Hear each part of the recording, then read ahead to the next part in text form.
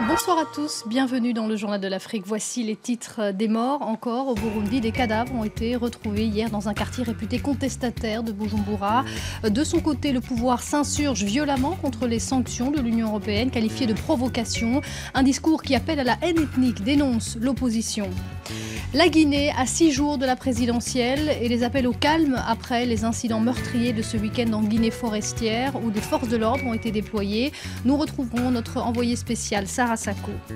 Un agenda très africain aujourd'hui pour le président Hollande qui a rencontré tour à tour le président ghanéen, le chef de l'État tchadien Idriss Déby et la patronne de la Commission de l'Union africaine. Au menu le Burkina Faso, la Centrafrique, mais aussi l'immigration à l'approche du sommet de Malte.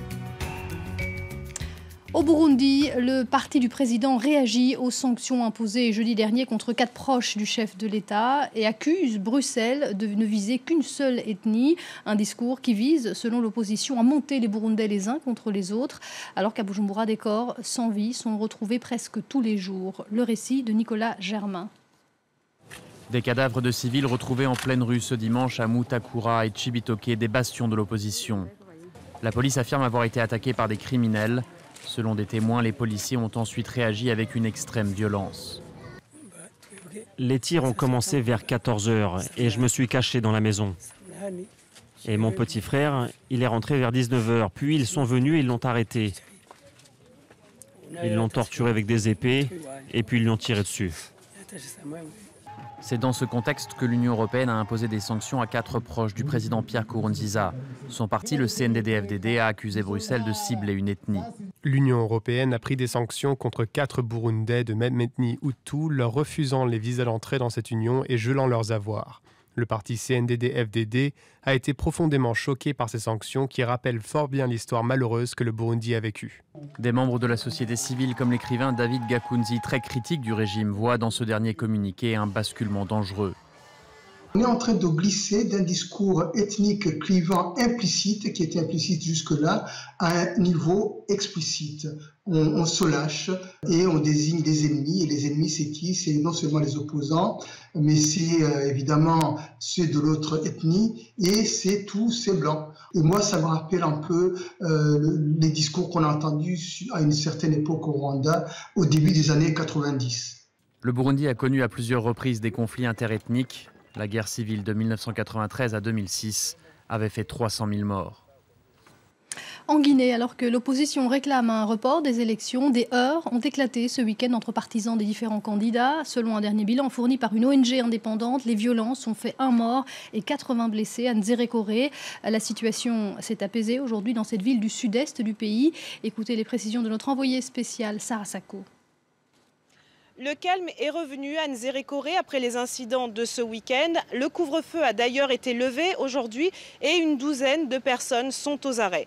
Calme également dans la ville de Mamou en Moyenne-Guinée où des violences avaient également éclaté entre militants du RPG d'Alpha Condé et de l'UFDG, le parti de Cellou Dalein Diallo, chef de file de l'opposition. Alors aujourd'hui à Conakry, une certaine inquiétude se faisait sentir après cette flambée de violence dans cette campagne qui était jusqu'à présent assez calme. La réaction civile notamment appelle les leaders politiques à plus de responsabilités et dénonce quelques dérapages dans les discours. Je vous propose d'écouter Dansa Kourouma. Il est à la tête d'une plateforme d'ONG en Guinée.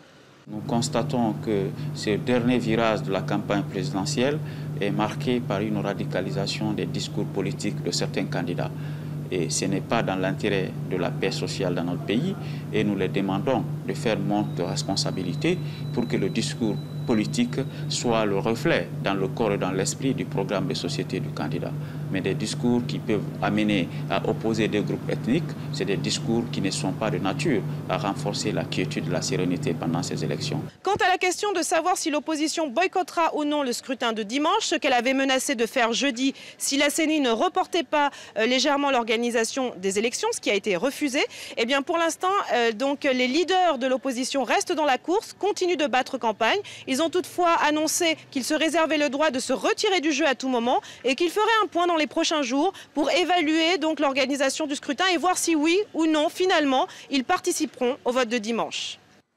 En Centrafrique, le gouvernement a révisé à la hausse le bilan de la flambée de violence de la semaine dernière à Bangui, faisant état de 61 morts et plus de 300 blessés et dénonçant une nouvelle fois une tentative de coup d'État. Ces événements qui ont des répercussions également à Bambari, ville symbole de la division communautaire. Des heurts ont éclaté entre casques bleus et de jeunes musulmans, faisant plusieurs blessés, ce qui a encore grossi les camps de déplacés. Regardez le reportage d'Anthony Fouchard. Près de 6000 personnes ont trouvé refuge dans les bâtiments de cette ancienne usine de coton à Bambari.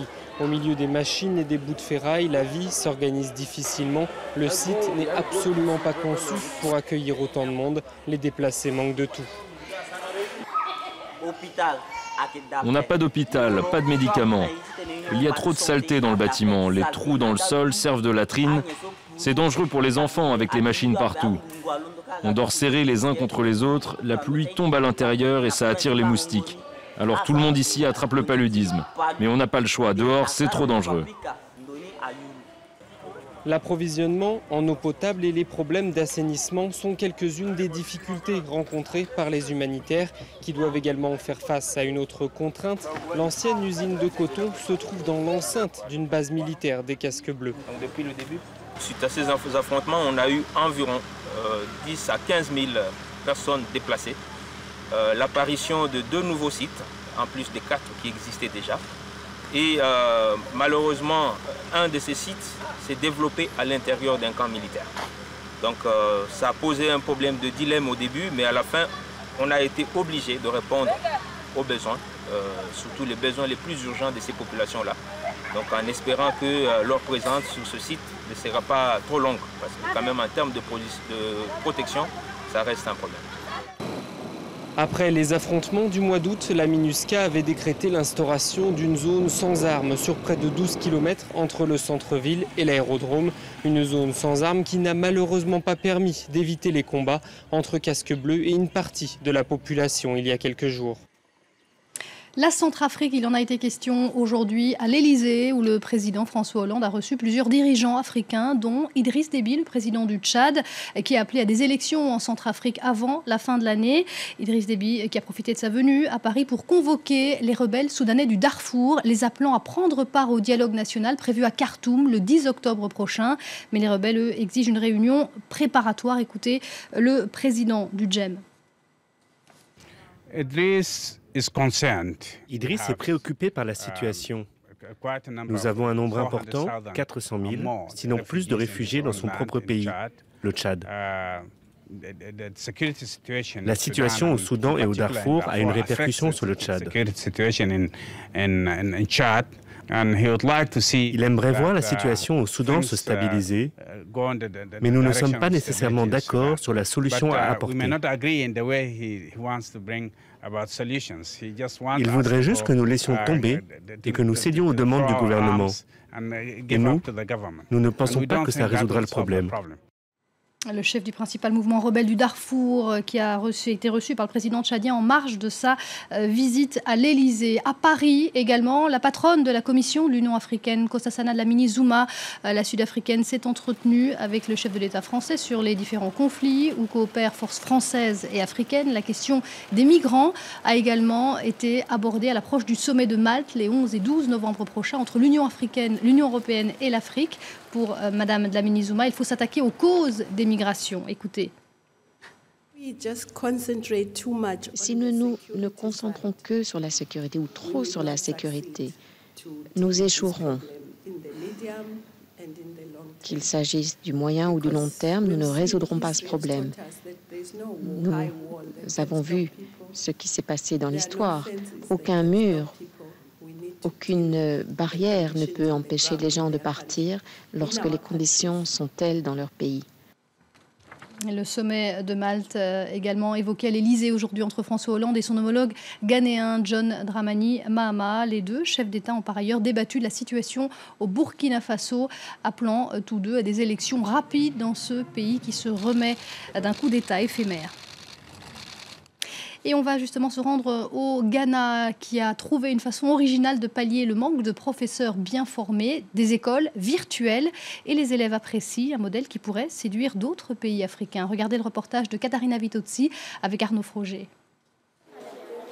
Une salle de classe normale en apparence, mais pour ces élèves, pas d'enseignants devant le tableau. Leur cours est assuré par Nassim Hans, un professeur de maths et d'anglais qui se trouve dans un studio à 1 heure de route. Grâce au satellite, aux vidéoprojecteurs et à une webcam, le cours est transmis en direct à 500 enfants dans 24 classes à travers le pays.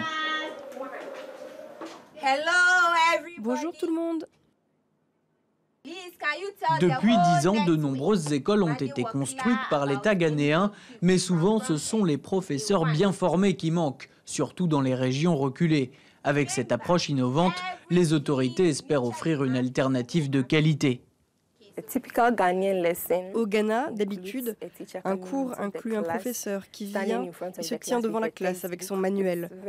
C'est très ennuyeux pour les enfants. Mais ici, au cours MG Cubed, nous incluons des éléments interactifs comme des vidéos, des chansons et des jeux en ligne. Aujourd'hui, seuls 36% des enfants ghanéens sont capables de lire et écrire lorsqu'ils quittent l'école primaire. Cette nouvelle approche les place au centre des cours. Il y a beaucoup d'interactions entre élèves, avec le professeur en studio et avec l'accompagnant dans la classe. J'aime la façon d'enseigner ici. Et j'ai appris des choses. Je sais comment taper sur un clavier.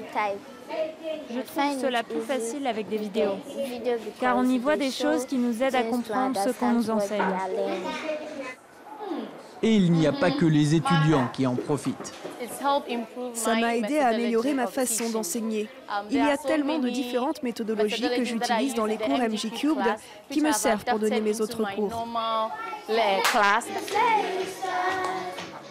Pour l'instant, les donateurs internationaux financent ce projet dans 72 écoles du Ghana. Si cette nouvelle méthode fonctionne, ces cours à distance pourraient conquérir d'autres pays d'Afrique. Et c'est la fin de ce journal de l'Afrique. Restez avec nous, l'info continue tout de suite sur France 24.